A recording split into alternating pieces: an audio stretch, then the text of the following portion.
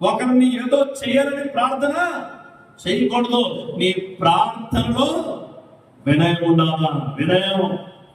నా సోదరుడా, నన్ను చాలా మంది హింస గురి చేస్తున్నప్పుడు, చాలా మంది మాటలు పెట్టి మానసికంగా అన్నప్పుడు నేను మోకరిల్లి ప్రార్థన చేయని ముందుగా కన్నీరు కాలుస్తానయ్యా. అప్పుడు కన్నీరు బయటకు పోతే నిజమైన మనిషి బయటకు వస్తాడు. దేవునికి స్తోత్రం కలుగుతుంది. నీకు ఏడవాలంటే దేవుడి దగ్గర ఏడ్చే, నువ్వు చెప్పాలనుకున్న మాటలు దేవుడి దగ్గర చెప్పే, దేవుడి దగ్గర ఏం చేయాలో అవన్నీ చేసేది ప్రార్థన గదిలో. అప్పుడు నువ్వు ఆయనతో వినయంగా మాట్లాడు. ప్రభువా, నా పరిస్థితి ఇదయా, నా ఆలోచన ఇదయా, నా సంఘం ఇదయా, నా విశ్వాసం ఇదయా, నా పరిస్థితులు నీకు తెలుసున్నదయా, నీ చిత్తమైతే ఆ పరిస్థితిని మార్చు అని నువ్వు అడిగితే వినయం కలిగిన ప్రార్థన విజయం వైపు